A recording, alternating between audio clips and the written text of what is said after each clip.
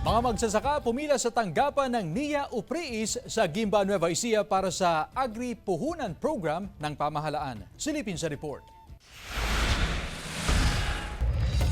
Matyagang pumila ang mga magsasaka sa tanggapan ng Division 6 ng National Irrigation Administration Upper Pampanga River Integrated Irrigation System o NIA Upriis sa Gimba, Nueva Ecija para makakuha ng ayuda o tulong ng gobyerno na inilunsad ni Pangulong Ferdinand Bongbong Marcos Jr. na Agri-Puhunan. Bawat magsasaka na may 1 hanggang 2 ektarya ay maaaring makahiram ng 60,000 pesos bilang puhunan na pwedeng gamitin sa pagsasaka at iba pang hanap buhay. Kasi maliit lang naman yung interest dito, 2%, 1% per cropping, no, sangka, di ba? So gustong-gusto nila yon at ang iniisip nila yung maha-harvest nila, yun yung makikikontract sila sa NFA kasi DA ang may doon, may program.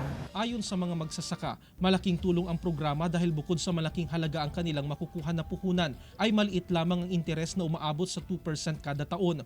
At lalo pang pahirap sa mga magsasaka kung tinamaan ng kalamidad ang kanilang sakahan at walang maaani. Pag ganito po, mga 100 plus lang po sir. Pag tagulan.